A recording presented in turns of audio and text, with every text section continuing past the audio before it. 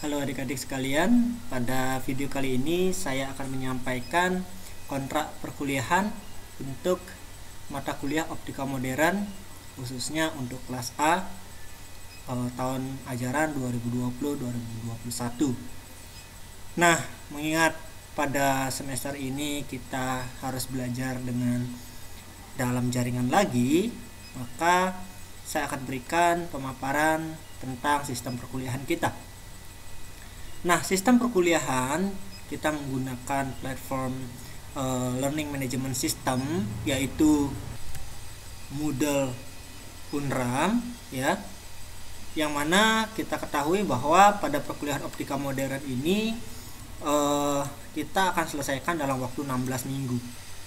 Nah, karena jadwalnya itu seminggu 2 kali, maka kita akan tempuh dalam 24 pertemuan plus UTS plus UAS. Jadi totalnya itu ada 26. Nah, nanti untuk lebih rinci sudah ada di video tentang RPS dan juga video tentang halaman daring Unramnya. Nah, mengingat SKS Optika Modern ini adalah 3 SKS itu, ya, yang mana 3 SKS itu artinya adalah 150 menit tatap muka, 180 menit penugasan terstruktur, dan 180 menit penugasan mandiri.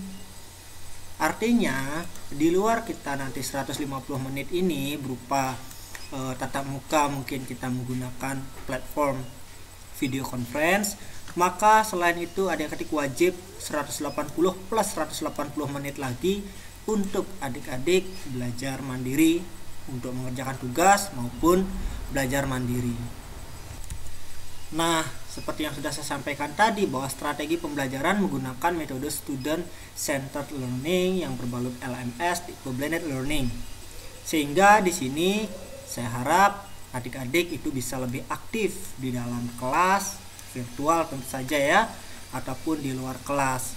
Jadi, meskipun adik-adik belajar dari rumah, tolong semangat belajarnya itu jangan kendor juga. Saya sebagai pengempu mata kuliah sebisa mungkin untuk memberikan fasilitas baik materi maupun pelayanan yang sebaik-baiknya kepada adik-adik. Bahan-bahan materi nanti diberikan semuanya, dan juga buku-buku nanti juga disampaikan, dan juga difasilitasi untuk bertanya, diskusi langsung baik melalui WhatsApp group maupun dengan video conference. Jadi tidak ada alasan untuk adik-adik tidak belajar dengan semangat gitu, ya. Nah, secara umum nanti di perkuliahan ini, ya, jadi perkuliahan dengan kita menggunakan daring ini ada di video nanti pemaparan bagian halaman daringnya, yaitu yang pertama di sana nanti adik-adik baca bahannya, materi yang diberikan setiap pertemuannya secara asimetris tentu saja, boleh kapan saja, boleh yang mana saja selama ada waktu, tetapi tentu saja diharapkan berurutan sesuai dengan jadwal perkuliahan. Nah, kemudian materi atau bahan ajar itu dalam bentuk PDF dan juga dalam bentuk video gitu, ya. Nah, setelah adik-adik pelajari itu, maka setiap pertemuannya itu ada tugas. Nah, adik-adik bisa mengerjakan soal atau tugas itu, ya, atau latihan itu gitu. Nah, pada setiap akhir bab baru kita akan tatap muka. Secara lebih khusus akan kita bahas di video tentang jadwal. Nah, beberapa hal yang ingin saya sampaikan, yang penting itu adalah adik-adik hadir tepat waktu. Maksudnya di sini hadir tepat waktu adalah misalnya ketika kita live video conference, adik-adik selalu hadir gitu, ya. Diusahakan, karena sudah diingatkan terlebih dahulu besok atau lagi 2 hari atau kapan kita akan video conference. Jadi tolong bersiap diri sehingga tidak ada lagi alasan untuk tidak bisa ikut.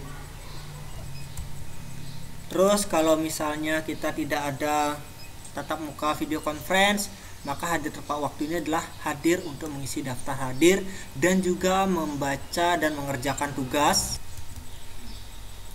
dengan tepat waktu sesuai dengan kesepakatan batas waktunya gitu, ya.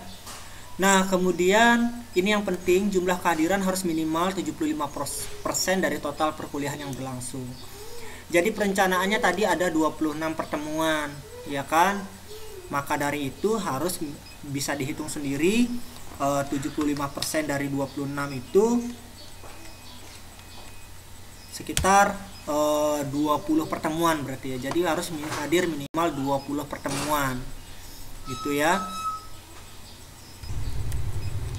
Nah, 20 pertemuan inilah yang menjadi syarat adik-adik bisa ikut ujian. Nah, artinya bahwa bukan berarti ketika 100% hadir pun adik-adik akan bisa lulus gitu. Jadi kehadiran itu adalah syarat untuk bisa ikut ujian. Karena kalau tidak minimal 75% ini adik-adik tidak boleh ikut ujian gitu ya. Nah, sistem penilaian itu sebenarnya ada 3 sesuai dengan pedoman akademik ya. Ada tugas dan kuis, ada UTS dan ada UAS. Nah, di sini sesuai pedoman akademik yang terbaru itu tugas dan kuis itu udah 20%. UTS-nya 30% dan UAS-nya 50%. Oke. Jadi diperhatikan sehingga nanti kelulusan adik-adik nilai akhirnya ditentukan oleh tugas, UTS dan UAS. Kehadiran sekali lagi itu hanya berpengaruh pada adik-adik bisa ikut UTS. Artinya kalau kehadirannya kurang maka nggak bisa ikut UTS atau UAS. Artinya kemungkinan lulus juga kecil. Gitu. Jadi inilah tiket adik-adik untuk bisa ikut UTS dan UAS. Gitu. Kehadiran tidak menjamin lulus, tetapi tidak hadir sudah pasti tidak lulus. Gitu ya. Nah, karena sekarang persentasenya 20, 30, dan 50, maka materi UTS itu dari awal sampai pertemuan sebelum UTS.